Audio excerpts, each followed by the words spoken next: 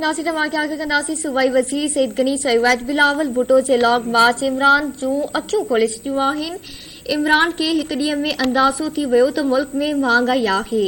कराची में मीडिया सां ॻाल्हि ॿोल कंदे सूबाई वज़ीर सईद गनी चयो त बिलावल भुट्टो जे मार्च सबबि पेट्रोलियम शयुनि जूं क़ीमतूं कुझु घटि थियूं, पर जेसीं ताईं इमरान खान मौजूदु आहे मुल्की मईशत ठीक नथी थी सघे।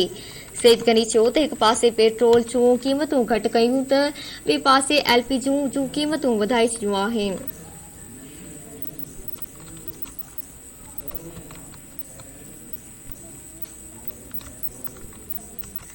सईद गनी चयो त शाह महमूद कुरैशी सिंध में मार्च लाइ न पर मुरीदनि खे दीदार कराइण ऐं चंदो गॾु करण लाइ आयो आहे। सईद गनी चयो त शाह महमूद कुरैशी इमरान खान जी जॻह ते वज़ीर आज़म थियण लाइ लाइन में लॻल आहे। सईद गनी चयो त सिंध जे अवाम जोकर मार्च खे रद्द करे छॾियो आहे। आवाम इमरान खान मुल्क में महांगाई जो हिसाब वठंदो।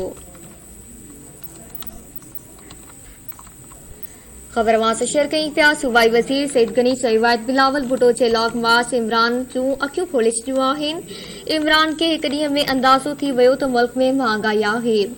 कराची में मीडिया सां ॻाल्हि ॿोल कंदे सूबाई वज़ीर सईद गनी चयो त बिलावल भुट्टो जे मार्च सबबि पेट्रोलियम शयुनि जूं क़ीमतूं कुझु घटि थियूं, पर जेसीं ताईं इमरान खान मौजूदु आहे मुल्की मईशत ठीक नथी थी सघे। सईद गनी चयो त हिक पासे पेट्रोल जूं क़ीमतूं घटि कयूं त ॿिए पासे LPG जूं क़ीमतूं वधाए छॾियूं आहिनि। सईद गनी चयो त शाह महमूद कुरैशी सिंध में मार्च लाइ न पर मुरीदनि खे दीदार कराइण लाइ ऐं चंदो गॾु करण लाइ आयो आहे। सईद गनी चयो त शाह महमूद कुरैशी इमरान खान जी जॻह ते वज़ीर आज़म थियण लाइ लाइन में लॻल आहे।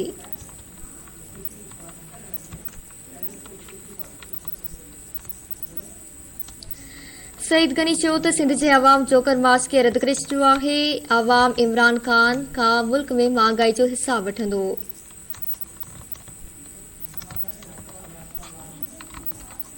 सूबाई वज़ीर सईद गनी चयो बिलावल भुट्टो जे लॉन्ग मार्च इमरान जूं अखियूं खोले छॾियूं आहिनि। इमरान खे हिक ॾींहं में अंदाज़ो थी वियो त मुल्क में महांगाई आहे। कराची में मीडिया सां ॻाल्हि ॿोल कंदे सूबाई वज़ीर सईद गनी चयो त बिलावल भुट्टो जे मार्च सबबि पेट्रोलियम शयुनि जूं क़ीमतूं कुझु घटि थियूं, पर जेसीं ताईं इमरान खान मौजूदु आहे मुल्की मईशत ठीक नथी थी सघे।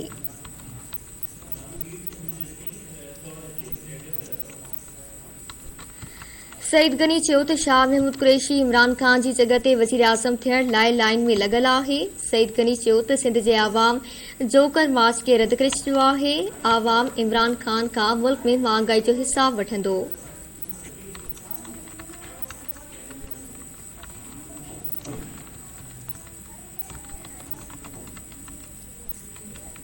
सूबाई वज़ीर सईद गनी चयो बिलावल भुट्टो जे लॉन्ग मार्च इमरान जूं अखियूं खोले छॾियूं आहिनि। इमरान खे हिक ॾींहं में अंदाज़ो थी वियो त मुल्क में महांगाई आहे। कराची में मीडिया सां ॻाल्हि ॿोल कंदे सूबाई वज़ीर सईद गनी चयो त बिलावल भुट्टो जे मार्च सबबि पेट्रोलियम शयुनि जूं क़ीमतूं कुझु घटि थियूं। पाकिस्तान पीपल्स पार्टी ने सॉलिड वेस्ट मैनेजमेंट बोर्ड के ज़रिए मुख्तलिफ प्राइवेट जो कंपनीज़ हैं उनको कचरा उठाने का काम जो है वो तफवीज़ किया है और उन्होंने काम शुरू किया है। और मैं जब आपसे बात कर रहा हूँ देखिए बिल्कुल कचरे की बात आपको करनी चाहिए, लेकिन आज से 4-5 साल पहले जब सॉलिड वेस्ट मैनेजमेंट बोर्ड नहीं बनाया गया था उस वक्त की अगर फुटेज आपके पास हों, जिस वक्त ये काम कुल्ली तौर पर जो है वो लोकल गवर्नमेंट के पास था, जो हमारे DMCs थी उनके पास था, उनका काम था कि वो सफाई करें। जब वो नाकाम हुए थे, सफाई नहीं कर सके और आपके चैनल भी कराची की सड़कों पर बहुत बड़े बड़े कचरे के अंबार दिखा रहे थे, तो उसके बाद ये तरीक़ेकार अपनाया गया कि इसको प्राइवेट कंपनीज़ को रखा जाए ताकि वो कचरे को उठाएं, ताकि उनके पास इक्विपमेंट भी ज़्यादा होंगे, लोग भी ज़्यादा हायर कर लेंगे। तो एक कोशिश की गई है जिसके नताइज जो बेहतर नताइज जो हैं वो सामने आना शुरू हुए हैं। मुझे उम्मीद है कि आहिस्ता आहिस्ता इसमें बेहतरी आती जाएगी और जिस किस्म का साफ़ सुथरा शहर हम और आप देखना चाहते हैं हम वो करने में ज़रूर कामयाब हो जाएंगे। देखें, हमारी कोशिश यही है कि जब सरकार का पैसा, आवाम का पैसा अगर किसी काम पे लगता है तो वो प्रॉपर तरीके से खर्च हो और उसका फ़ायदा जो है वो काफ़ी सालों तक लोगों को रहे। अगर तो कई ऐसे काम हो जाते हैं जो अब जिस तरह खुद बता रहे हैं 2-3 महीने में, 4 महीने में वो सड़क ख़राब हो जाती है और उसके पीछे कोई ख़ास वजह नहीं है, तो ये मैं तो समझता हूँ कि जो इंजीनियर्स हैं, जो कॉन्ट्रैक्टर्स हैं, उनके ख़िलाफ़ कार्रवाई होनी चाहिए। और मुझे पता है कि इस वक्त भी एंटी करप्शन कई ऐसे मंसूबों की तहकीकात कर रहा है जिनके मुतल्लिक जो है वो शिकायत सामने आई थी।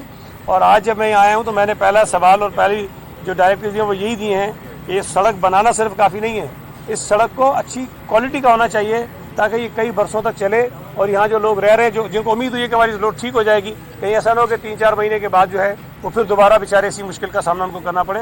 دوسری ایک چیز میں آپ کو عرض کر دوں، دیکھیں اس وقت پورے صوبہ سندھ میں تو نہیں، کراچی شہر میں خاص طور پہ جو آپ کا ایک وفاقی محکمہ ہے PWD، وہ بھی بہت کام کر رہا ہے، جو فیڈرل فنڈڈ اسکیم ہے وہ کچھ کام کر رہا ہے۔ بدقسمتی سے ان کاموں کی کوئی پراپر دیکھ بھال نہیں ہو رہی ہے اور وہ سڑک بنا کے جاتے ہیں، مہینے 2 مہینے میں خراب ہو جاتی ہے، برے جو ہے ہم بنتے ہیں، کسی کو نہیں پتا کہ یہ کون سا محکمہ کام کر رہا ہے۔ اسی لیے ہم بار بار یہ کہتے ہیں کہ وفاقی حکومت جو بھی کام کروانا چاہتی ہے کسی بھی شہر میں، وہاں پر ان کو صوبائی حکومت کے ساتھ اور جو بلدیاتی محکمے ہیں ان کے ساتھ کوارڈینیشن ان کی پراپر ہونی چاہیے۔